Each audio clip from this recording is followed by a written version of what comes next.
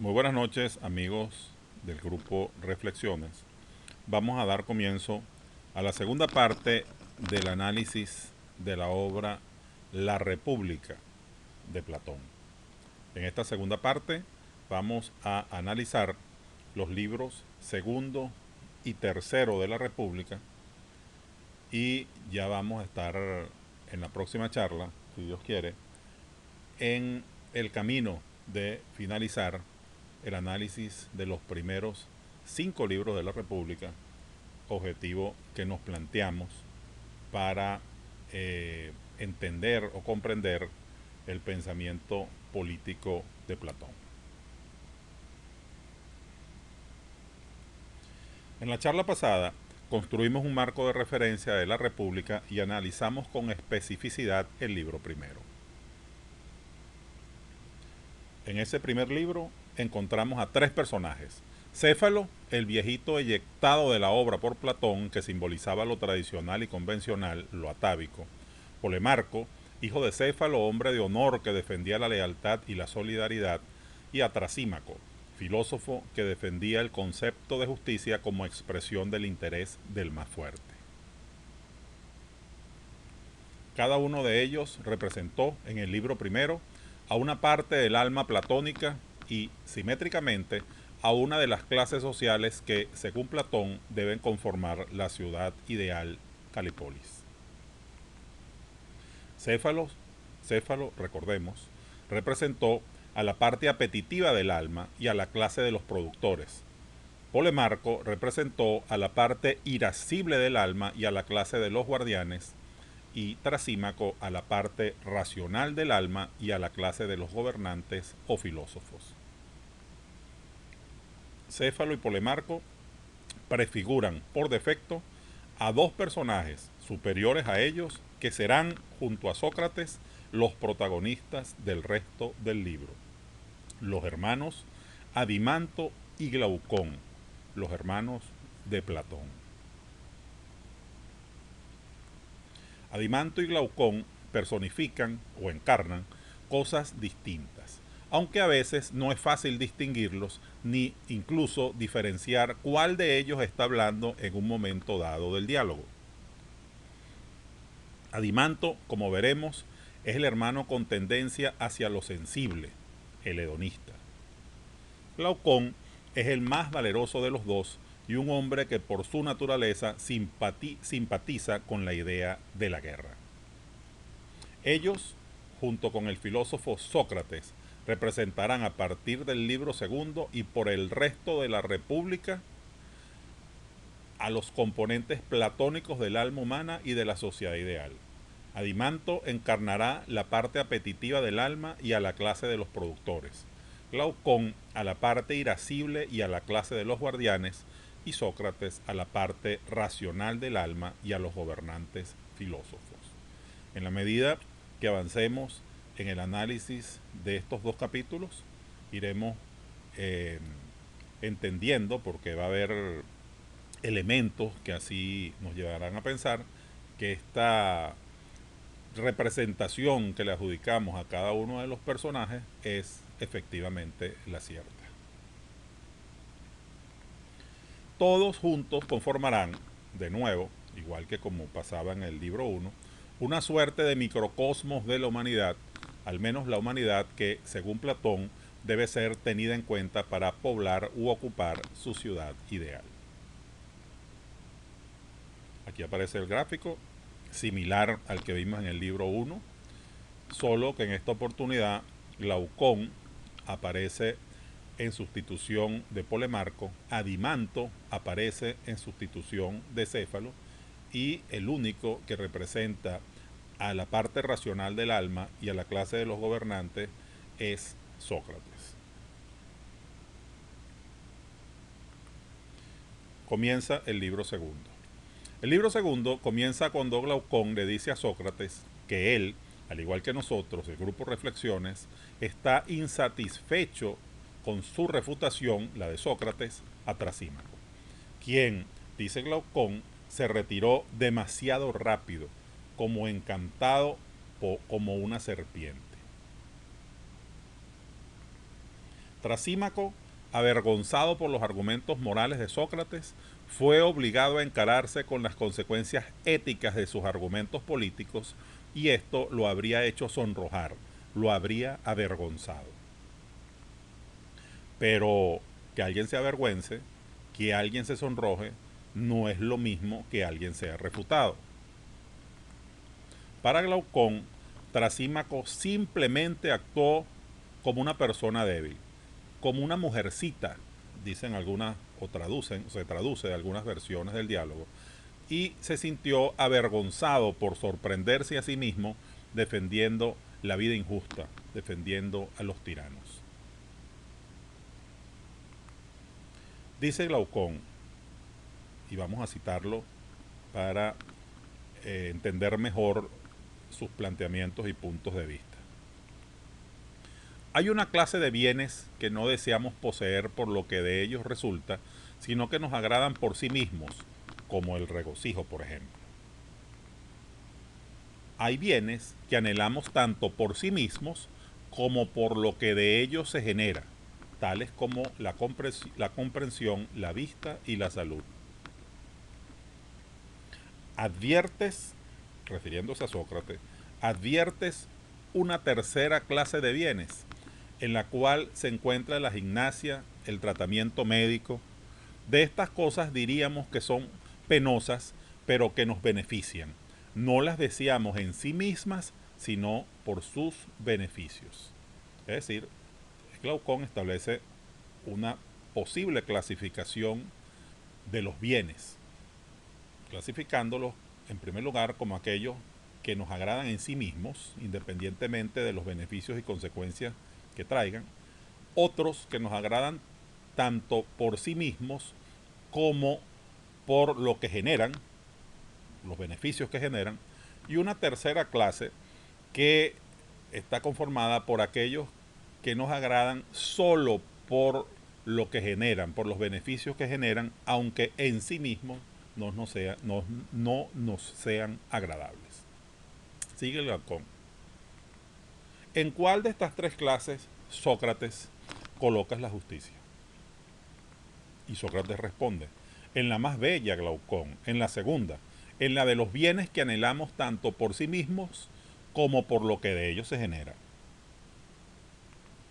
A lo que Glaucón responde, la mayoría no opina así, la mayoría coloca la justicia en la tercera clase, es decir, recordemos, en los bienes que nos agradan no en sí mismos, sino por los beneficios que de ellos se generan.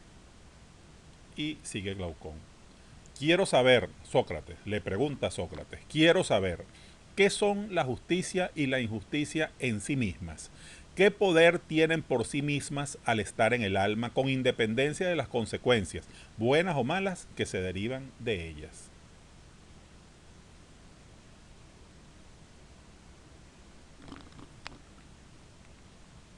Glaucón no está conforme con la ubicación que hace Sócrates de la justicia como un bien de la segunda categoría, es decir, la de los bienes que deben aceptarse por sí mismos y por lo que generan. Ni tampoco está conforme con la clasificación que de la justicia hace la mayoría de la gente cuando la coloca en la tercera categoría, es decir, en la de los bienes que aceptamos por sus beneficios. Entonces, Glaucón le pide a Sócrates que le dé razones que permitan ubicar a la justicia en la primera categoría, es decir, en la de los bienes que se aceptan por sí mismos, independientemente de los beneficios o consecuencias a que ellos generen.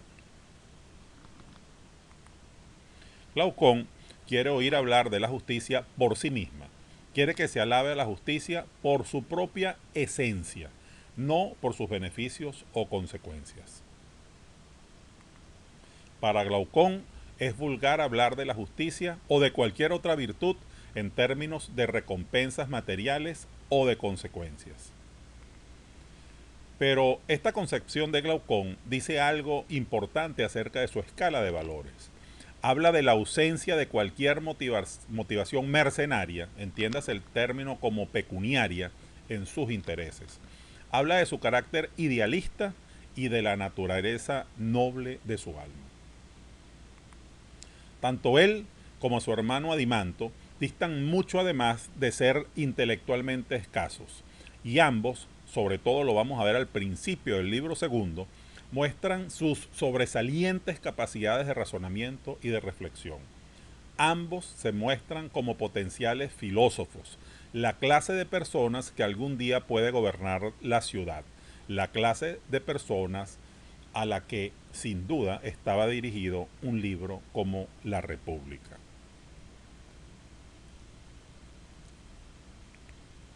De los dos hermanos, Glaucón parece ser superior. Él es el más valiente y viril de los dos, el más esforzado y firme, sin querer decir con esto que Adimanto no posea, aunque en menor medida, estos rasgos. Después, en el diálogo, Sócrates admite su admiración por los dos jóvenes e incluso hay una parte donde dice, y noten lo del amante, pero no piensen mal, era la época, me imagino. Miren o leamos lo que decía Sócrates. Oh hijos de aquel varón, con razón el amante de Glaucón os ha distinguido a propósito de la batalla de Megara, cuando dice al comienzo de la elegía que compuso, hijos de Aristón, linaje divino de un varón renombrado. Queda claro, además de lo que podemos suponer de la alusión al amante, que ambos hermanos habían estado en la guerra, habían sido probados en batalla. También se aprecia en el diálogo, en la forma en que hablan, que ambos hermanos son competitivos, incluso entre ellos. Cada uno de los hermanos le propone a Sócrates, entonces, una especie de prueba, de test, que él, Sócrates, debe superar para probar, para demostrar el valor de la justicia y de una vida justa. Glaucón, por su parte, rehabilita el argumento de Trasímaco, pero lo usa mucho mejor que este. Glaucón cuenta a su manera una historia que proviene del historiador Herodoto, una historia de un hombre llamado Giges que posee un anillo que le da el poder de hacerse invisible. Y aquí vamos a comentar un poco el mito del anillo de Giges. Narra la historia de Giges, este mito, perdón, narra la historia de Giges, un pastor que un día pierde una de sus ovejas al abrirse un agujero en la tierra. El pastor se adentra en la profunda grieta y descubre un precioso anillo con el que se marcha sin encontrar a su oveja.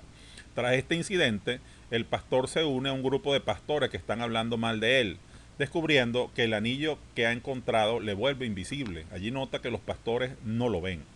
Gracias a esta cualidad que le otorga el anillo, el pastor obtiene el trono de Lidia tras asesinar al rey Candaules y se casa con la esposa de este, Nisia. Volvamos a Glaucón. ¿Quién no se ha imaginado lo que podría hacer si pudiera a voluntad hacerse invisible?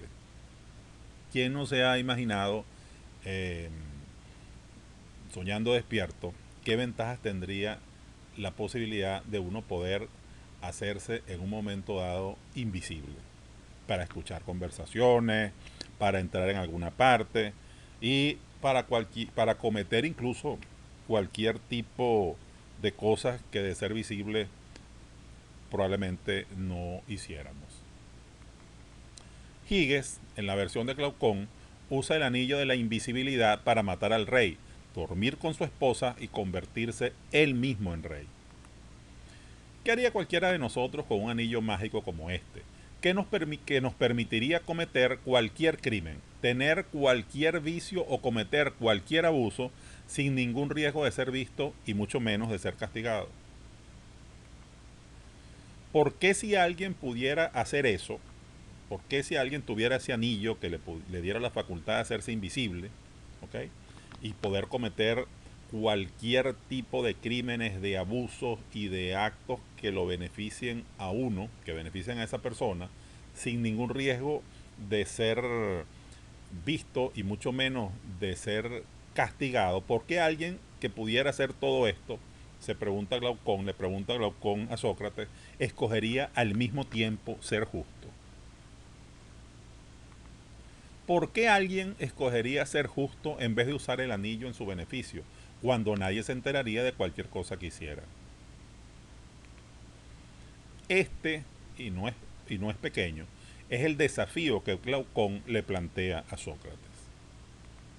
¿Por qué? Quiero que lo entendamos bien. Repito, alguien con un poder absoluto y una inmunidad completa preferiría la justicia a la injusticia. Dime, Sócrates, exige Glaucón, si la justicia es algo digno de elogio, encomiable, meritorio en sí misma. Ese es el problema que le plantea Glaucón a Sócrates, exigiéndole nada más y nada menos que cualquier solución o respuesta que le dé considere el ejemplo de la historia de Giges que le acaba de relatar y responda a las preguntas extremas que esta historia genera. Y es justo aquí cuando el otro hermano de Glaucón, Adimanto, se integra al diálogo. Adimanto tiene unas inquietudes respecto a la justicia un tanto diferentes a las de su hermano. Él, Adimanto, ha escuchado toda su vida a sus padres, a los poetas y a los gobernantes elogiando la justicia, pero siempre los elogios han tenido que ver con los beneficios que la justicia acarrea para esta vida y para la próxima. En el libro primero vimos cómo el viejito Céfalo expresaba que devolver lo que se debe era una manera de congraciarse con los dioses y lograr un buen recibimiento en la otra vida. Bueno, Adimanto justamente toma este tipo de argumentos para decir que la justicia, si solamente se valora por sus consecuencias, es entonces una virtud para los débiles, los lisiados, los ancianos, incluyo yo, y los desaventurados. Un verdadero hombre no teme las consecuencias de la injusticia. Reproducimos a continuación un extracto, al igual que como hicimos con Glaucón, de la intervención de Adimanto.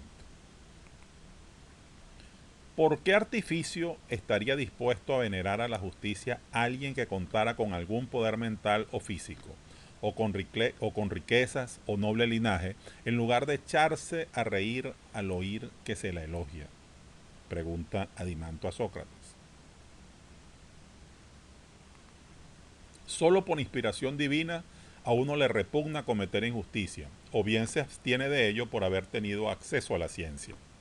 Pero en los demás casos, nadie es justo voluntariamente y que solo por cobardía, por vejez o por cualquier otro tipo de debilidad censura la acción injusta al ser incapaz de llevarla a cabo. Que es así es evidente, ya que el primero de tales censores que acceda al poder será el primero en cometer injusticias tanto cuanto le sea posible. Y la causa de todo esto no es otra que aquello de lo que partió el argumento de Glaucón, y te lo exponemos a continuación. Le dice Adimanto a Sócrates. A saber,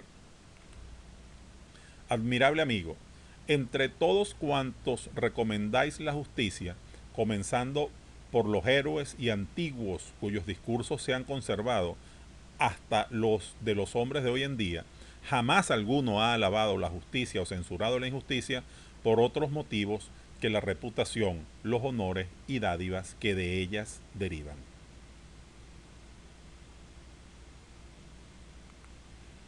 Pero en cuanto a lo que la justicia y la injusticia son en sí mismas, por su propio poder en el interior del alma que lo posee, oculto a dioses y a hombres, nadie jamás ha demostrado que la injusticia es el más grande de los males que pueda albergar el alma dentro de sí misma, ni que la justicia es el supremo bien. Pues si desde un comienzo hubierais hablado de este modo y desde niños hubiésemos sido persuadidos por todos vosotros, no tendríamos que vigilarnos los unos a los otros para no cometer injusticias, sino que cada uno de nosotros sería el propio vigilante de sí mismo, temeroso de que al cometer injusticias quedaría conviviendo con el peor de los males. Repito este último párrafo porque es muy importante. Pues si desde un comienzo hubierais hablado de este modo y desde niños hubiésemos sido persuadidos por todos vosotros, no tendríamos que vigilarnos los unos a los otros para no cometer injusticias, sino que cada uno de nosotros sería el propio vigilante de sí mismo, temeroso de que al cometer injusticias quedara conviviendo con el peor de los males. Aquí se ve claramente que Adimanto, aparte de reforzar el argumento de Glaucón de su hermano, lo complementa con una inquietud propia. Para él, para Adimanto, la justicia debe también inducir el autocontrol, la continencia, la templanza, la virtud de la parte apetitiva del alma, la excelencia de la clase de los productores.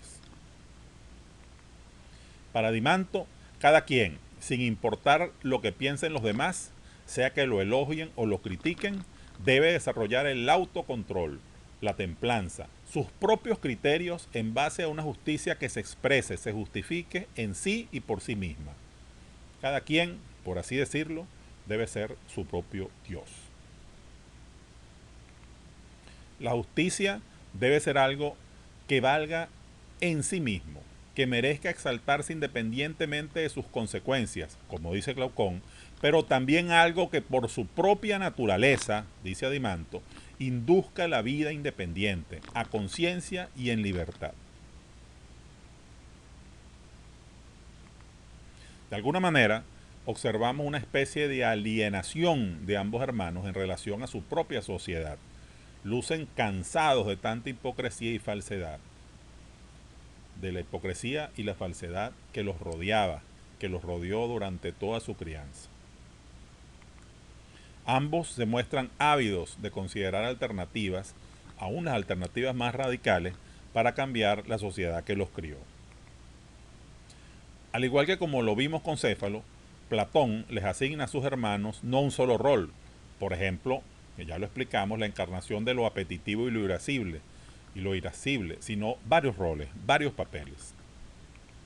Ellos representan, y es otro rol que les asigna Platón en la obra, también a potenciales gobernantes y filósofos. Igualmente, el tercer rol que les asigna Platón, encarnarán en el resto de la obra a la gente para la cual está escrita la República. Representarán a jóvenes ávidos por formarse, por aprender de filosofía y de política, por obtener un aprendizaje que les permita asumir en el futuro una posición de responsabilidad pública que les permita asumir en el futuro ser hombres de Estado. Todo está servido, amigo del grupo Reflexiones. El tema en discusión, la naturaleza de los interlocutores, para que Platón comience a delinear el objetivo principal de la República, para que Platón comience a establecer los cimientos de Calípolis, su ciudad ideal, la ciudad bella, pero sobre todo la ciudad justa. En ese momento, Sócrates le propone a los dos hermanos y al resto de los silenciosos testigos una especie de experimento que él, Sócrates, espera le ayude definitivamente a dilucidar las interrogantes planteadas sobre la justicia. Aquí comienza Platón a construir su ciudad ideal. Sócrates propone: hay una justicia propia del individuo y no hay también una justicia propia del Estado.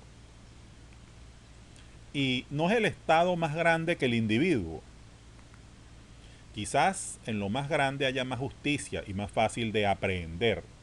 Si queréis, indagaremos primeramente cómo es ella en los estados y después inspeccionaremos en cada individuo prestando atención a la similitud de lo más grande en la figura de lo más pequeño. Si contempláramos un estado que nace, ¿no veríamos también la justicia y la injusticia que nacen en él? Una vez logrado eso, no podremos esperar ver más fácilmente aquello que indagamos. Sócrates, Platón, pues, entonces propone tratar de responder a las preguntas que se habían estado haciendo sobre la justicia y tratar de responder a las preguntas específicas que al respecto hicieron Adimanto y Glaucón. Propone que consideren a un Estado, que consideren a una ciudad, con el argumento de que allí se puede ver más fácilmente cómo se genera la justicia, cómo se genera la injusticia y cuál es la naturaleza de estas de estos dos conceptos, de justicia y de injusticia, adelantando que después va a tratar de estudiar la similitud de todo eso que construya con el alma humana. Aquí empieza el planteamiento de Platón, el planteamiento fundamental de toda la República, de que justamente hay una simetría, hay una correspondencia entre las partes del alma humana y las partes de un Estado. De que la armonía entre las partes del alma humana es lo principal, como lo es también la armonía entre las diferentes clases sociales de un Estado. De que la discordancia entre las clases sociales de un Estado y la discordancia entre las partes del alma de un individuo son los peores males, respectivamente, que le pueden acaecer a una sociedad y a una persona. Y esta idea, seguimos con la presentación, de que el alma es esencialmente análoga a la ciudad, de que la ciudad, el Estado, es como el alma, es la metáfora central, como hemos dicho, alrededor de la cual toda la república platónica será construida. ¿Cuál es el papel de esta metáfora? La función de esta metáfora dentro del diálogo. Obviamente, Sócrates introduce esta analogía para ayudar a que los hermanos comprendan mejor lo que es justicia para un individuo, para un alma individual. Así, el gobierno del alma, o sea, el autocontrol que mencionaba Dimanto, debe ser, entendemos que quiere decir Platón cuando hace esta analogía, como el gobierno de la ciudad en algún sentido decisivo. Pero, ¿en qué sentido lo es? ¿Cómo? ¿De qué manera es la ciudad como el alma y en qué aspecto es, por ejemplo, el autocontrol, el control de las pasiones y los apetitos de un individuo, similar al gobierno de una ciudad, de un Estado? Platón introduce esta simetría de manera inocua, con vaselina, como sin querer queriendo, hecho el pendejo, y nadie la objeta en el diálogo, ni Glaucón ni Adimanto la objetan, lo que pone en evidencia que para Platón esta simetría es algo obvio, algo evidente, algo irrefutable, cuya validez ni siquiera vale la pena discutir. Pero nosotros, el grupo Reflexiones, no somos Adimanto y Glaucón, ni vivimos en el 380 a.C. Nosotros somos el grupo Reflexiones, las versiones mejoradas de Pitágoras, Anaximandro, Protágoras y del mismo Platón. Por lo tanto, es menester detenernos aquí, detenernos un poquito y tratar de entender el origen, el sentido, la razón de esa simetría, de esa analogía entre el alma y el Estado, entre el alma y la ciudad. Aclaro que esto es un chiste, por si este video llegara a verse más adelante por personas distintas al grupo Reflexiones, no es que estamos locos, simplemente es que bromeamos con estas similitudes entre nosotros y algunos de los filósofos que hemos estudiado, similitudes que se basan no en la inteligencia y el conocimiento nuestro, sino más bien en la manera de ser de algunas de esas personas con algunos de nosotros. Continuamos. ¿Qué está haciendo Platón aquí? ¿En qué pensaba Platón cuando propuso, o mejor dicho, cuando impuso como un principio esa metáfora entre el cuerpo y el alma? Vamos a tratar de aproximarnos, vamos a tratar de explicar de alguna manera en qué estaba pensando Platón, qué motivó a Platón a pensar, cuáles son los fundamentos en los que de alguna manera se basó Platón para establecer esa analogía, esa simetría, esa correspondencia entre el alma y el Estado. Vamos a aventurarnos un poco a tratar, por la vía de algunas hipótesis, de encontrarle algún sentido a esto. Veamos. Cuando decimos que alguien es típicamente venezolano o típicamente mexicano, por ejemplo, queremos significar que esa persona expresa ciertos rasgos de carácter y de comportamiento que son representativos de su nacionalidad. Un individuo, entonces, puede ser visto magnificado en su país, o un país puede ser visto como la expresión colectiva de los rasgos o caracteres de sus habitantes. Un país entero puede ser evocado en cualquiera de sus habitantes. Esta es una de las posibles interpretaciones o motivaciones que pensamos nosotros que pudo tener Platón para establecer esta analogía. Pero hay otra que se nos ocurre. Hay también como una especie de origen causal implícito en la concepción dualista alma-estado de Platón. Una causalidad recíproca que explica la formación tanto del individuo como de la sociedad donde habita. Como individuos, nosotros moldeamos y determinamos el carácter de nuestra sociedad y la sociedad, a su vez, moldea y determina el carácter del individuo. La analogía de la ciudad y el alma puede verse o motivarse, entonces, como un intento de entender cómo las sociedades moldean a los ciudadanos y cómo estos, a su vez, moldean a las sociedades que habitan.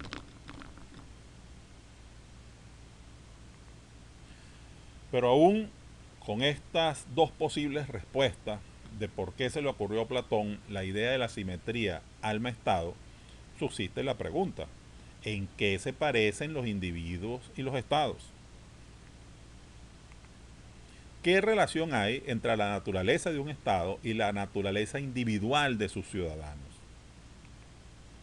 La respuesta a esta pregunta, pensamos nosotros, para Platón, parece ser que cada régimen tiende a producir un cierto tipo de ciudadano, un tipo distintivo de ciudadano que encarnará los rasgos políticos característicos o determinantes del régimen. Así, por ejemplo, las democracias producen individuos democráticos, por ejemplo. Nuestras deducciones de la motivación de Platón al asociar el alma y el Estado y de su intención al hacerlo, que sería tratar de producir un cierto tipo de ciudadanos, se confirman cuando observamos que el resto de la República se dedica a la construcción de un régimen que deberá producir un tipo de ciudadano característico y distintivo, un tipo de ciudadano específico y, por cierto, muy difícil o uno de los más difíciles de crear. De allí justamente proviene el carácter utópico de la República, pues nunca había existido antes de su escritura, ni ha existido nunca después, un régimen político dedicado al objetivo de producir filósofos. ¿Se entendió? Queremos decir que finalmente el objetivo de la República de Platón, una vez que pasa por la formación de los guardianes, una vez que establece una serie de condiciones, como lo vamos a ver, que debe tener el estado ideal, finalmente se trata de que los filósofos gobiernen. Y esos filósofos hay que producirlos, esos filósofos tienen que ser escogidos de alguna manera a través de un proceso de educación. Y ese objetivo de producir ese tipo de personajes, podemos decir que es el leitmotiv finalmente de la República. Crear ese tipo de ciudadanos, hacer posible que de una sociedad surjan de ella misma, de sus propios ciudadanos comunes y corrientes, por educación y por selección, los gobernantes ideales, que para Platón van a tener que ser o tendrían que ser filósofos. Seguimos. Ahora sí, vamos a ocuparnos de la primera etapa de construcción de ese régimen ideal, la que transcurre en la segunda mitad del capítulo 2 de la República.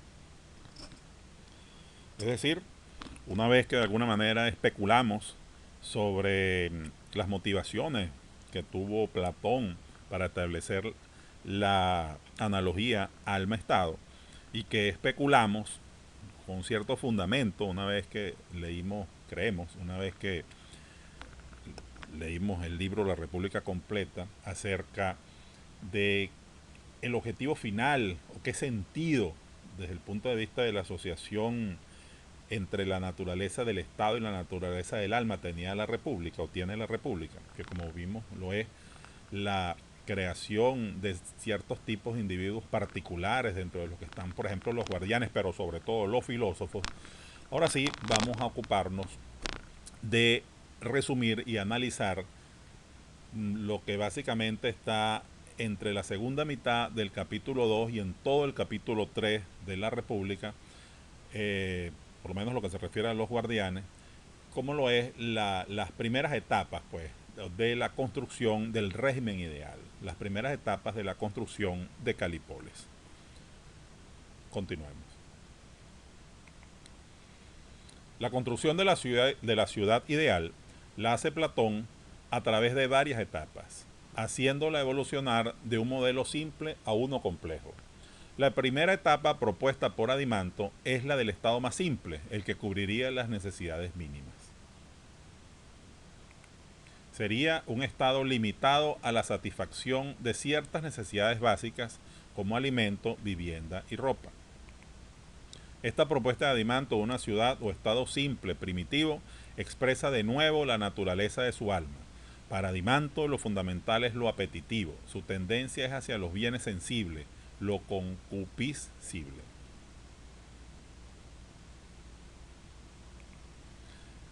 En este punto, después que Adimanto propone, o a través de la discusión con Adimanto se propone un primer modelo de ciudad, una ciudad muy simple que solamente se ocupa de la satisfacción de los bienes primarios, como son la comida, la vivienda y la ropa. En este punto interviene Glaucón para acotar que Adimanto lo que ha propuesto es una ciudad para cerdos, una ciudad para engordar cochinos. Glaucón muestra su inconformidad. Glaucón manifiesta implícitamente su desacuerdo con que se tome como único sentido de la vida en sociedad, de la vida política, al comer, vestirse y tener un techo. Pregunta por las cosas que de verdad tiene que tener una ciudad, un estado que se respete. Aquí la intervención de Glaucón revela una vez más sus gustos y su naturaleza. Glaucón propone lo que Sócrates llama un estado afiebrado, uno que garantice lujos y comodidades, pero que también institucionalice los honores, la competición y por sobre todo la guerra. Glaucón deja ver, aunque repetimos desde una perspectiva superior, sus rasgos irascibles de hombre amante de la guerra. Cuando nosotros hemos dicho en varias oportunidades que tanto Adimanto y Glaucón representan, pero desde una perspectiva superior a las partes, vamos a decir, a los productores y a los guerreros, o a la parte apetitiva y la parte irascible del alma, nos referimos en comparación a como lo representaban Céfalo y Polemarco.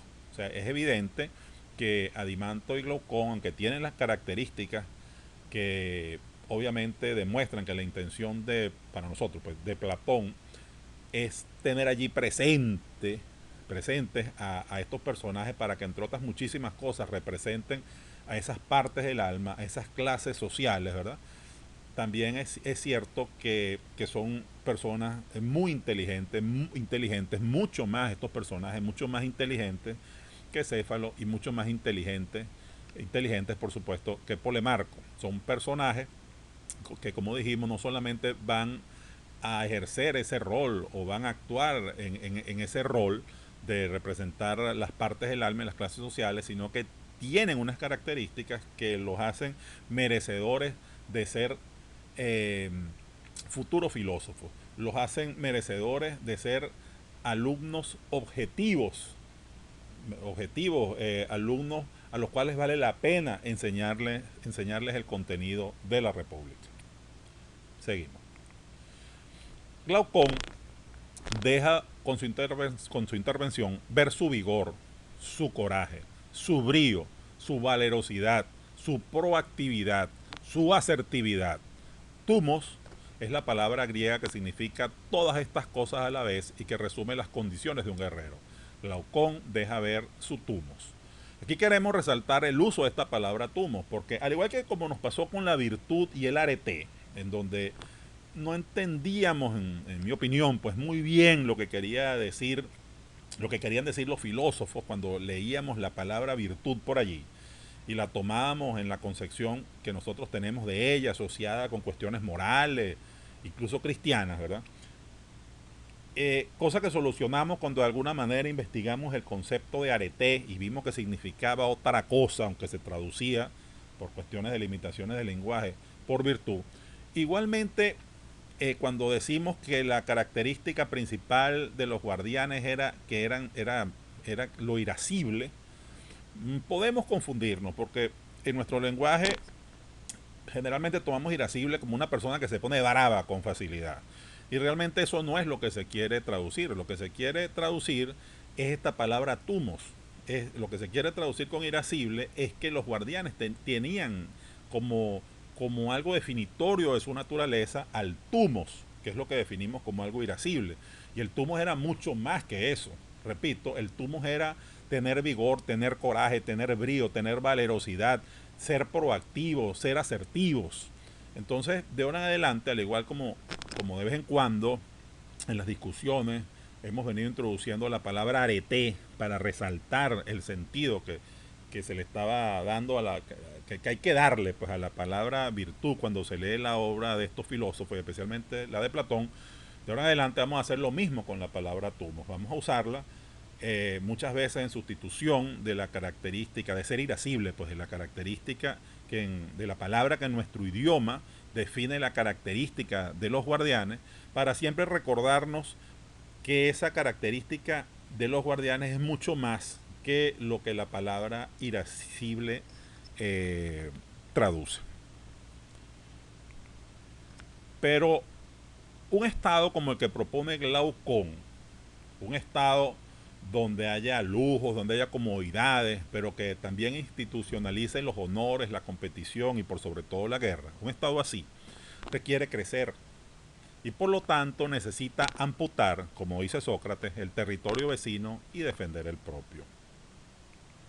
Necesita hacer la guerra. ¿Se acuerdan de Polemarco? Y por lo tanto, concluye Sócrates, requiere de un ejército. El estado ideal, la ciudad ideal, Calípolis, requiere de guardianes entrenados, especializados, con agudeza en la percepción, fuerza y con un alma fogosa. Aquí encuentra Platón, Sócrates, la excusa para proponer, dejando claro que está de acuerdo con que exista la guerra como condición inherente a un Estado, consigue la excusa para proponer la creación de la clase de los guardianes.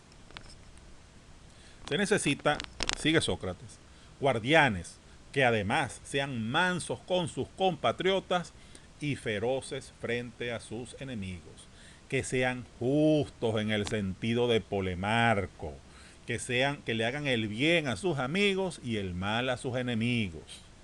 Por eso decíamos, cuando estudiamos a Polemarco, que de alguna manera su criterio iba a ser, y aquí lo estamos viendo, rehabilitado en el transcurso del diálogo La República. Pero ¿cómo se consigue gente así? ¿Cómo se consigue gente que sea mansa con sus compatriotas y que sean feroces con sus enemigos? Que sean como perros guardianes. ¿Cómo se consigue gente así? ¿Cómo se domestica? ¿Cómo se vuelve dócil, manso con sus compatriotas a una persona que sea feroz con sus enemigos?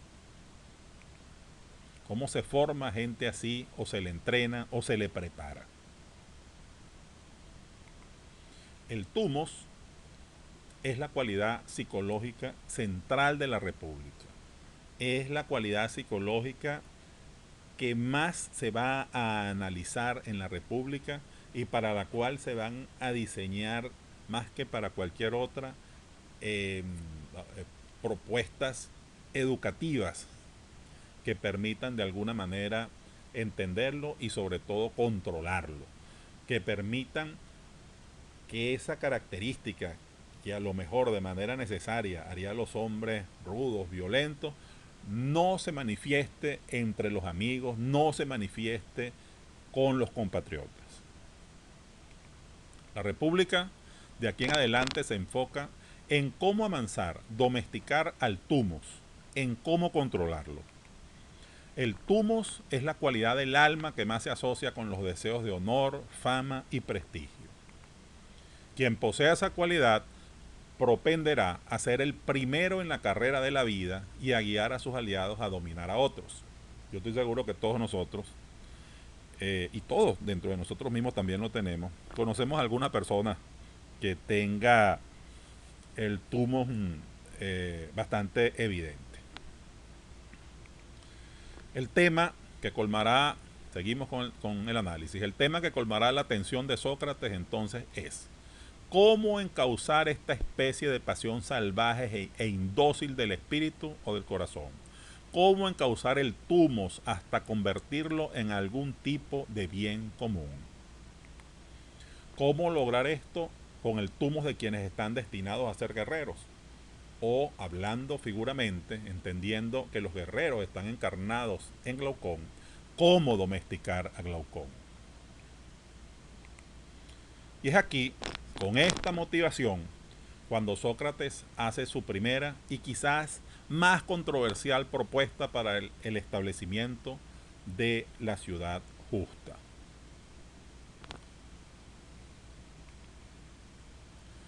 La creación de la ciudad justa, dice Sócrates, solo puede comenzar con el control de la música, la poesía y las artes. Aquí aparece muy clara la condición de educador de Platón. La primera medida que debe tomarse para fundar una ciudad, un estado, cualquiera que sea, es el control, la supervisión de la educación. Y vemos cómo Platón ha venido evolucionando, deduciendo una serie de condiciones que tiene que tener la república ideal. Una vez vimos que dejó claro Platón que la guerra era necesaria no solamente para proteger al propio país, sino para amputarle, como decía Sócrates, terrenos a otros países, terrenos y quitarle riquezas a otros países que se requerían para el desarrollo del país, de la ciudad de Platón, ¿verdad? De Calípolis. Una vez que estableció eso, Platón entonces propuso de una manera natural que tenía que haber guerreros. Una vez que tiene guerreros y que los caracteriza como la gente que tiene esa particular naturaleza de tener un thumos, vamos a decir,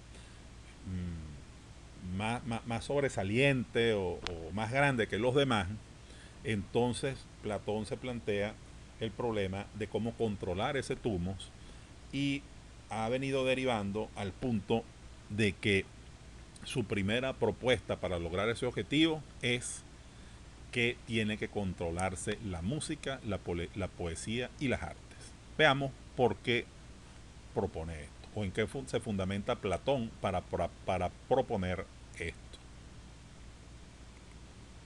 Su propuesta de reformar la poesía, de controlarla, especialmente la homérica, representa un cambio radical en las creencias y prácticas de la educación griega.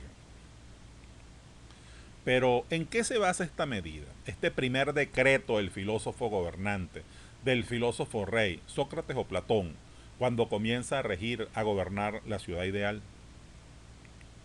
Bueno, el argumento de Sócrates se puede resumir más o menos así. Es de los poetas, entendido el término en su acepción más amplia, hacedores de mitos, contadores de historia, artistas, músicos, etc.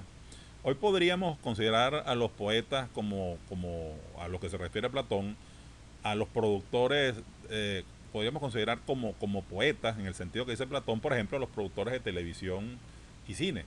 O sea, esa gente que se ocupa de hacer películas, series de televisión, etc. Bueno, Sócrates pensaba que es de los poetas, en ese sentido amplio, es de esa gente que recibimos nuestras primeras impresiones sobre quiénes son los héroes, sobre quiénes son los villanos, sobre los dioses y sobre la otra vida. Estas historias, piensa Sócrates o Platón, que nosotros oímos en nuestra niñez, nos moldean en un sentido determinante para el resto de nuestras vidas. Aquí más o menos vemos que Sigmund Freud también leyó, por lo visto, a Platón, ¿no?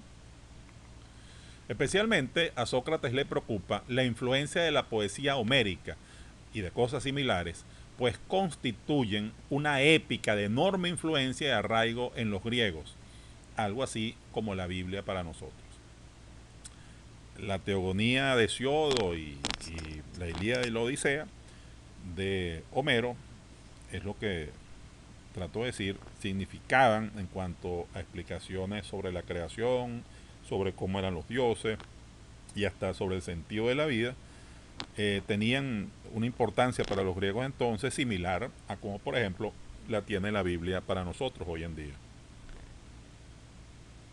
Entonces su influencia era bárbara, pues, era monumental, no se trataba de 2 o 3 libros cualesquiera, sino libros con una influencia enorme, que eran prácticamente de obligatorio conocimiento por parte de toda la ciudadanía. La crítica de Platón a la poesía homérica, una vez que dejamos claro, pues, dejamos claro la enorme importancia de las obras homéricas, la crítica que hace Platón a la poesía homérica es de 2 tipos, una teológica y una política. Desde el punto de vista teológico, Platón critica a Homero porque éste presenta a los dioses como falsos, volubles, caprichosos, crueles, inconstantes. Gente, repito, falsa, gente no, dioses falsos, que incluso, como lo vimos cuando estudiamos la mitología griega, hasta llegaban a disfrazarse de cualquier cosa, de una cabra, de un mulo, etcétera, para engañar a los humanos e incluso hasta para enamorar y preñar a las mujeres. Homero presenta, según Platón, a los dioses como indignos de ser venerados o adorados.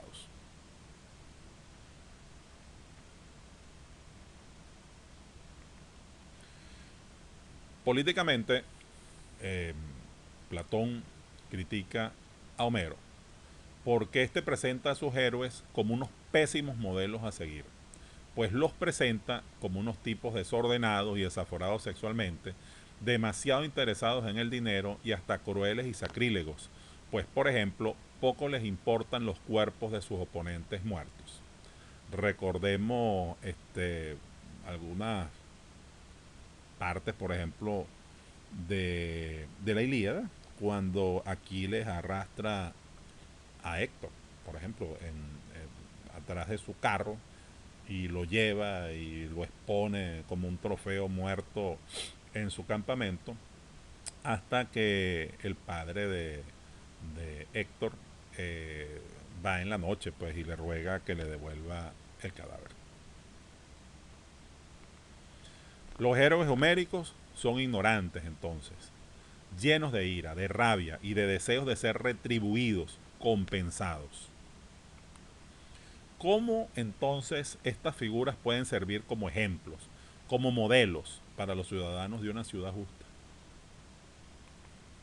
Estas son las razones de Sócrates para perseguir, controlar, censurar a la poesía y a las artes en general, tesis que desarrolla en los libros segundo y tercero de la República que ocupan nuestra atención. Por ello, Sócrates propone privar a los poetas de lo que él llama su poder de encantar a la gente. Y en lugar del poder pedagógico de los poetas, Platón propone instalar la filosofía. Los poetas deben entonces incluso ser echados de la ciudad justa, deben ser exiliados. Aquí cabe la pregunta de si esta censura a la poesía y a las artes por parte de Sócrates es o no es una indicación de los impulsos totalitaristas, fascistas de Platón. Este tipo de cosas son los que, como vimos la vez pasada, motivó al filósofo Karl Popper a escribir su libro sobre la sociedad abierta y sus enemigos, en donde proponía la tesis, pues, de que el gran totalitarista y fascista de la historia, el responsable en ultimidad del fundamento ideológico de los regímenes totalitaristas más atroces, verbigracia lo de Stalin y Hitler, había sido Platón.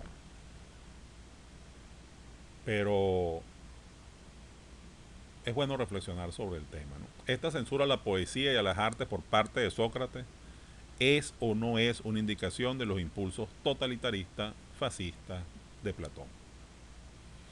Al fin y al cabo, ¿quién es Sócrates para decidir lo que no deben leer y escuchar los ciudadanos? ¿Quién se cree Platón para decidir lo que sí debe ser leído y escuchado por los ciudadanos de Calípolis?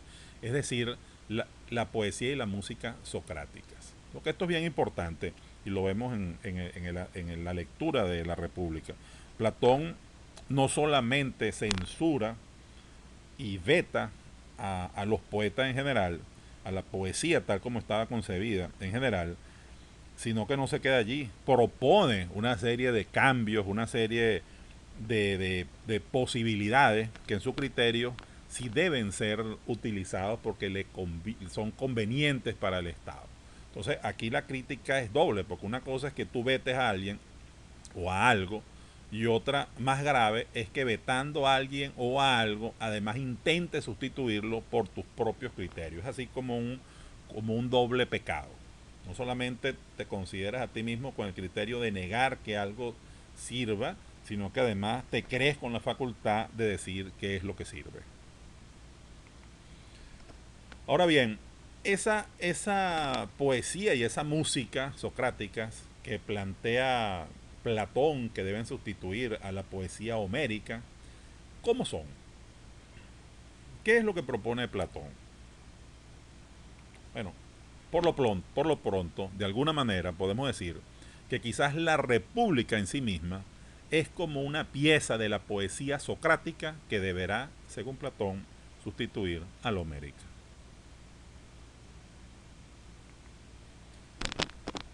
Otra cuestión de naturaleza educativa, muy vinculada con la censura a los poetas, que introduce Sócrates, es la de las mentiras nobles o piadosas. La necesidad de usar mitos o mentiras para lograr que la gente, sobre todo los guardianes, se sientan contentos con sus funciones, que la gente se sienta contenta con sus funciones y con las limitaciones a su vida que les imponga el Estado. O sea, Platón defiende que el Estado, por la vía de los gobernantes, cuando lo requiera, es válido que utilice mentiras nobles, de las cuales vamos a ver ejemplos dentro de un rato, ¿verdad? O piadosas, para hacer que cada quien, y sobre todo los guardianes, realicen con gusto sus funciones y para que acepten las limitaciones que el Estado les impone a su vida. Todas estas medidas las propone Sócrates, las toma el gobernante de la ciudad justa para tratar de encauzar y controlar el tumos, de encauzar y controlar las pasiones guerreras de Glaucón y los otros como él. La cuestión de la censura y la de las mentiras nobles es introducida, dicho en otras palabras, como una cuestión de necesidad militar, para controlar a los guardias o auxiliares de la ciudad, para controlar a la clase guerrera. Nada se dice sobre la educación de los agricultores, artesanos o comerciantes, sobre la clase productiva. Pareciera que a Sócrates y Platón les sabe a casabe lo que lean, lo que escuchen los artesanos, lo que lean y lo que escuchen los labradores, lo que lean y lo que escuchen los odontólogos. Les sabe a casabe. Le interesa básicamente lo que escuchen y lo que aprendan y lo que lean los guardianes. Tampoco en este punto, todavía, en estos dos libros, se dice nada de la educación de los filósofos. El interés de Sócrates aquí, resaltamos, es la creación de una clase disciplinada de jóvenes guerreros, que deberán proteger la ciudad y sus intereses, de manera similar a como lo hacen los perros guardianes en una casa, o, como dijo Polemarco, siendo buenos con los amigos, con sus conciudadanos y feroces con los enemigos. Una clase guerrera que deberá subordinar sus deseos al grupo y que deberá vivir una vida regida por un estricto código de honor. Esta es básicamente la propuesta de Sócrates en el libro segundo de la República. Ahora bien, cabría preguntarse, ¿es esta propuesta realista? ¿Es esta propuesta que hasta ahora hemos venido resumiendo y analizando atractiva? Bueno, es atractiva si se cree que aún la mejor ciudad debe considerar previsiones y provisiones para la guerra y entonces debe considerar forjar una clase guerrera dispuesta a sacrificarse por los demás. Y es realista, por ejemplo, si se le compara con lo que han sostenido otros pensadores de los siglos XVIII y XIX, como Immanuel Kant, nombrado por cierto por nuestro amigo Carlos Carrillo en la charla anterior, quienes, sobre todo Kant, pensaban que es posible abolir del ser humano ese tipo de pasión que lo hace guerrero y por esa vía abolir la guerra. O sea, es mucho más realista Platón que Kant en ese sentido. Kant es un idealista en cuanto a su concepción de las pasiones del ser humano y de la guerra, y plantea la abolición por la vía de la guerra, por la vía de la erradicación de las pasiones en los seres humanos que pudieran conducir a esta. Es decir, de gran parte de lo que nosotros tenemos que reconocer conforme el alma humana. Platón es más realista. Platón acepta que esa es una condición, si se quiere, inherente, bueno, de hecho la acepta como parte de su concepción de lo que es el alma al ser humano, y que por lo tanto hay que aceptarla y lidiar con ella. Platón obviamente pensaba que ese espíritu guerrero no era fácil de abolir, pues al fin y al cabo era una parte del alma, y por lo tanto era necesario estar preparado para la guerra, formando a los guerreros de una sociedad. Una vez que se ha establecido la censura a la poesía y a las artes en general, incluso no solamente en lo relativo al contenido, sino también a las formas de expresarlas, Platón entra en el análisis pormenorizado de las dos materias principales que deben incluirse en la formación de los futuros guardianes, de la música y de la gimnasia, concluyendo que ambas deben practicarse en su forma más simple. La primera para endulzar el espíritu, la música, y la segunda para desarrollar la parte del valor, del arrojo, la gimnasia. Pero deben hacerse juntas la música y la gimnasia, porque son complementarias. Deben hacerse juntas para que produzcan el efecto deseado. Un guerrero manso con sus compatriotas, efecto de la música, pero fiero con los enemigos, efecto de la gimnasia. Incluso en el diálogo Platón da una serie de razones por las cuales si alguien abusa con la música y descuida la gimnasia, o si alguien abusa con la gimnasia y descuida la música, puede inducir a gente demasiado dulce en el primer caso o demasiado ruda en el segundo caso, gente en el primer caso que no sería feroz con los enemigos y gente en el segundo caso que no sería amigable con los amigos. Por lo tanto es absolutamente necesario que ese estudio se haga de manera conjunta por parte de los guerreros. Después, Platón se pasea por la alimentación que conviene suministrar a los guerreros y destaca que esta debe ser en base a carne asada y nada de dulce. Esto lo menciono para evidenciar el nivel de detalle, ¿verdad?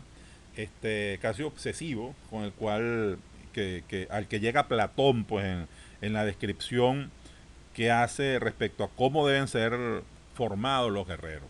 Lo menciono para convencernos pues de lo muy en serio que consideraba Platón cada detalle de la educación o cada detalle que tenía que cada detalle que se debía cuidar en la formación de los guerreros. Luego Platón habla del amor de los guardianes y lo hace en los siguientes términos. Oído al tambor. En el estado que estamos fundando promulgarás una ley según la cual un amante deberá besar al amado, ¿ok? Lo dice Platón, estar junto a él y acariciarlo como un hijo con un propósito noble y sin media consentimiento. Pero por lo demás, su relación con aquel por el cual se preocupa debe ser tal que nunca se crea que el trato ha ido más lejos. En caso contrario, que afronte el reproche de tosquedad y del mal gusto. Bueno, no es nuestra intención criticar sexualmente a nadie. Desde el punto de vista académico, simplemente resaltamos que en el día de hoy y de manera a través de citas literales, hemos puesto en evidencia, pues, qué era lo normal en esa época en cuanto a las relaciones de amor entre los ciudadanos. Luego, Platón se detiene y habla de cómo deben ser los médicos y los jueces en el Estado que están fundando. Y dice algo así. Todo esto lo estoy citando para efectos de garantizar que cubrimos, que estamos cubriendo pues de una manera total el contenido de los diálogos, ¿no?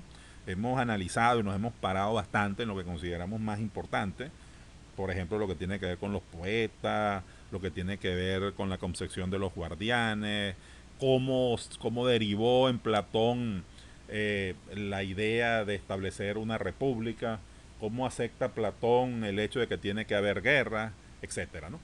Pero también quise incluir cualquier tipo de elementos, pues, de menor importancia, pero que en mi opinión valía la pena traerlos aquí, pues, para que quedaran explicados y que pudiéramos efectivamente, que pudiéramos tener en estas charlas una referencia y un resumen efectivo de los diálogos platónicos.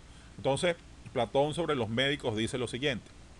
Por un lado, los médicos que lleguen a ser más hábiles serán aquellos que, junto al aprendizaje de su arte, ya desde niños han tenido contacto con la mayor cantidad posible de cuerpos en muy malas condiciones de salud y ellos mismos han padecido toda clase de enfermedades y no son de constitución muy sana.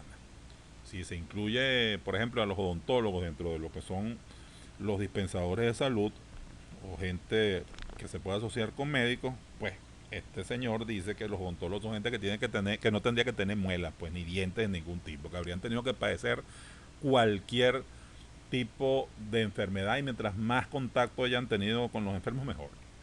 Sobre los jueces, Platón dice lo siguiente: por ello el buen juez no debe ser joven sino anciano, alguien que haya aprendido después de mucho tiempo cómo es la injusticia, no por haberla percibido como residente en su propia alma, sino como algo ajeno que ha estudiado en almas ajenas durante largo tiempo, un mal cuya naturaleza ha logrado discriminar por medio de la ciencia sin tener que recurrir a la experiencia propia.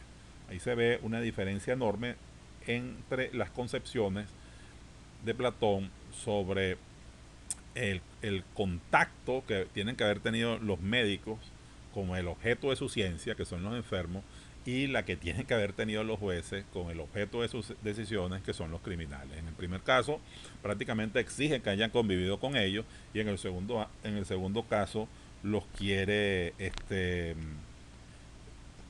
sin ningún contacto. Inmediatamente, después que define las características de médicos y jueces, expresa, y esto es muy importante, su punto de vista sobre a cuáles ciudadanos se debe dejar morir y a cuáles se debe someter a pena de muerte. Aquí vemos otro rasgo de fascismo en Platón. Dice lo siguiente: corresponde a que se dicte en nuestro Estado una ley relativa a los médicos, tal como los hemos descrito, y otra relativa a los jueces, de modo que los ciudadanos bien constituidos sean atendidos tanto en sus cuerpos como en sus almas. En cuanto a los otros, se dejará morir a aquellos que estén mal constituidos físicamente, y a los que tengan un alma perversa por naturaleza e incurable, se los condenará a muerte. O sea, Platón sostiene y defiende, incluso por la vía de una ley, que aquellas personas con defectos de cualquier tipo, físicos y me imagino que también mentales, se tienen que dejar morir. Y defiende la pena de muerte para las personas que hayan cometido delitos, ¿verdad? Aunque aclara que para aplicarla, de alguna manera, se tiene que constatar que sean incurables, pues. Luego de que termina de hablar de la educación de los guardianes y de todos los aspectos que hemos visto hasta ahora, ¿verdad?, se hace la siguiente reflexión. Bien, y después de esto, ¿qué será lo que tenemos que decidir? No deberemos referirnos a quienes de los ciudadanos ya aludidos, es decir, de los guardianes, a quienes han de gobernar ¿Y quiénes han de ser gobernados? Platón ahora se pregunta quién tiene que gobernar, pero siempre dejando claro que ese gobernante tiene que ser de alguna manera extraído, filtrado, seleccionado, escogido entre los guardianes. Entonces, propone que los mejores, entre los más ancianos, son los que tienen que gobernar. En primer lugar, vamos a clasificar a los ancianos y en segundo lugar, dentro de los ancianos, a los mejores. Expresa que deben escogerse los futuros gobernantes entre los guardianes que de manera comprobada sean, incluso pasando por pruebas supervisadas que él mismo, Platón, propone, además de inteligentes y eficientes, preocupados por el Estado. Los futuros gobernantes, no los gobernantes, los candidatos a gobernantes, ¿ok? Vamos a dejarlo claro. Tienen que irse seleccionando entre los guardianes que además de ser inteligentes y eficientes, siempre de manera constante hayan mantenido una preocupación por el Estado. Y entonces dice Sócrates o Platón, y aquel que, sometido a prueba tanto de niño como de adolescente y de hombre maduro, sale airoso, hay que erigirlo en gobernante y guardián del Estado y colmarlo de honores. Luego, para diferenciarlos, Sócrates propone llamar guardián al gobernante y auxiliares, término que hasta ahora guardián al gobernante y auxiliares, perdón, un trabalengua. Luego, para diferenciarlos, Sócrates propone llamar guardián al gobernante y auxiliares o guardias a quienes hasta ese momento había llamado guardianes. Hasta este momento hemos llamado guardianes a la clase guerrera. Una vez que Platón o Sócrates establece que de allí se tienen que escoger los gobernantes y cuáles son las condiciones que tienen que tener esos guerreros pues para ser preseleccionados como posibles gobernantes, entonces propone utilizar ese término de guardián para los gobernantes y dejar el término de auxiliar o de auxiliares para el resto de la clase guerrera, o también utilizar para el resto de la clase guerrera el término de guardia. Establece una diferenciación entre guardián y guardia. Casi terminado el libro tercero, Sócrates defiende una vez más la necesidad de las mentiras nobles, que propone de paso que sean permitidos a los gobernantes. Oído el tambor. Si es adecuado que algunos hombres mientan, estos serán los que gobiernan el Estado, y que frente a sus enemigos o frente a los ciudadanos mientan para el beneficio del Estado. A todos los demás les estará vedado mentir. Repito, dice Platón, si es adecuado que algunos hombres mientan, estos serán los que gobiernan el Estado y que frente a sus enemigos o frente a los ciudadanos mientan para beneficio del Estado. A todos los demás les estará vedado mentir. O sea, Platón le da permiso a los gobernantes para que mientan por razones de Estado, para que mientan si se trata de salvaguardar los intereses del Estado, para que mientan no solamente a los enemigos, sino también a sus conciudadanos, siempre y cuando, repito, se trate de salvaguardar y de cuidar y de preservar al Estado. Aquí hay que decirlo, lo vamos a ver más adelante, vemos que Platón es el primero, como siempre, en plantear casi todos los problemas que se estudian en filosofía. Nicolás Maquiavelo en El Príncipe, una vez que en la primera parte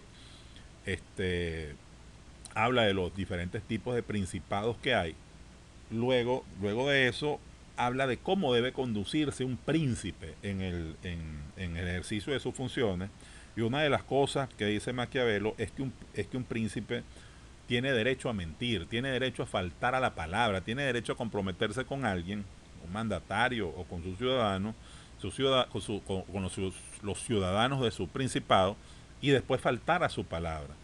Pero al igual que Platón, no lo justifica Maquiavelo si lo hace en provecho propio, sino del Estado. O sea que queda clara la influencia del pensamiento, de esta parte del pensamiento platónico en Maquiavelo. una influencia que vamos a poner de manifiesto cuando nos toque estudiar a la obra El Príncipe. Y entonces, una vez que Sócrates defiende de nuevo la necesidad de las mentiras nobles, ¿verdad? Y una vez que nosotros hemos recordado que Platón permisa a los gobernantes para que digan mentiras siempre y cuando se trate de unas que favorezcan al Estado, entonces Sócrates, como ejemplo de mentira noble, narra el llamado mito de los hijos de la tierra, que es el mito, el principal mito, o el único mito, mejor dicho, que narrado, inventado o adaptado por Platón, aparece en los primeros 3 libros de la República. Hay otros después, por supuesto, pero este es el primero que aparece. El mito de los hijos de la tierra es una noble mentira, de esas a las que por razones de Estado Sócrates justifica acudir en ocasiones. En este caso recurre al embuste para asegurar cierta movilidad entre las clases sociales que habían sido tajantemente diferenciadas.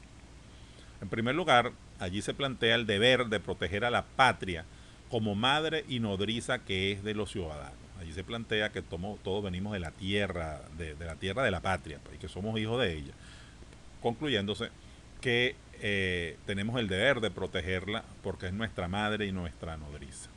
En segundo lugar, que es un corolario de lo anterior, como todos somos hijos de la misma madre, ¿verdad? En segundo lugar, por haber nacido de la misma tierra, la misma madre, todos los ciudadanos son hermanos.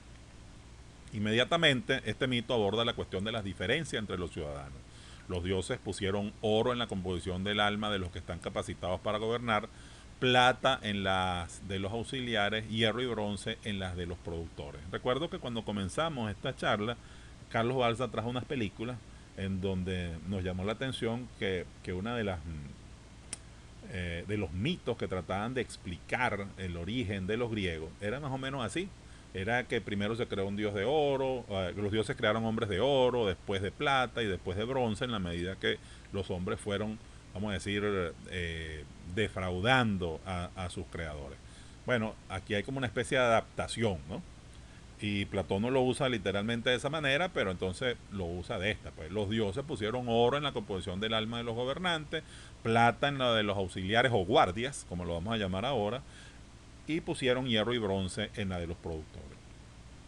Plantea también, y esto es muy importante, ¿no? Porque es algo que diferencia a Platón de lo que es de lo que son de lo que es una consecuencia de los regímenes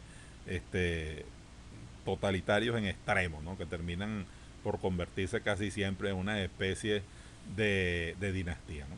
Platón plantea también que cada quien tiene que estar a través de ese mito, ¿no? Que cada quien tiene que estar en la clase que le corresponde a su naturaleza, que cada quien tiene que estar en la clase que le corresponde al metal que compone su alma, pero aclarando que un hijo de un gobernante puede nacer con hierro en el alma y uno de un productor con oro, desechando así cualquier posibilidad de dinastía. O sea, tú eres gobernante, tú tienes oro en el alma, pero tú puedes tener un hijo que tenga hierro en el alma. A ese me lo pones como productor. No te vas a empeñar en mantenerlo como gobernante si no tiene la naturaleza. Y el productor, que puede tener hierro en el alma, puede producir un hijo que tenga oro en el alma. A ese me lo asciendes a través de la clase guerrera y no hay ninguna imposibilidad incluso para que llegue a ser gobernante. ¿Okay? No es que me lo va a dejar allá sin darle ninguna oportunidad solamente por su origen, por sus padres. Hay que reconocerle a Platón que a través de este mito establece esta posibilidad pues, de movilidad bien clara entre las diferentes clases sociales. Remata finalmente diciendo que la ciudad perecerá cuando la guarde el guardián de hierro y bronce. O sea, jamás alguien de la clase productora, alguien que no haya sido formado, que no haya sido educado, que no haya mostrado una aptitud para gobernar, que no haya puesto en evidencia que tiene un contenido de oro en su alma, podrá gobernar o deberá gobernar la ciudad, porque esto significará que la ciudad perecerá. Finalmente, se ocupará Sócrates de la cuestión de la propiedad privada entre los guardianes, la cual va a prohibir. Mira entonces, dice Sócrates, si para que así sea, no les será forzoso el siguiente modo de vida y su vivienda. En primer lugar, nadie poseerá bienes en privado, cero propiedad privada, salvo los de primera necesidad. En segundo lugar, nadie tendrá una morada ni un depósito al que no pueda acceder todo el que quiera. Con respecto a las vituallas, para todas las que necesitan hombres sobrios y valientes que se entrenan para la guerra, se les asignará un pago por su vigilancia, que recibirán de los demás ciudadanos, de modo tal que durante el año tengan como para que no les sobre ni les falte nada. Aquí, refiriéndose a los guardianes, Platón establece claramente que entre ellos no existirá la propiedad privada, que van a existir prácticamente en comuna. Más adelante incluso se va a referir a la manera como se relacionarán con mujeres y tendrán sus hijos, etcétera. Ya lo veremos más adelante.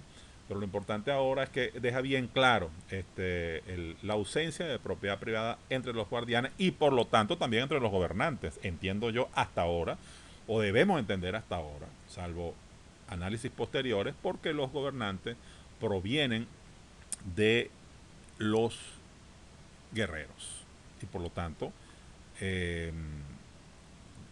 al ser seleccionados para gobernantes una vez que son ancianos, toda su vida obviamente la tuvieron que haber pasado como guerreros sin acceso a la propiedad y con todas las limitaciones a los guerreros que hasta ahora hemos visto en el análisis de la República. Y así concluye nuestro análisis de los libros segundo y tercero de la República.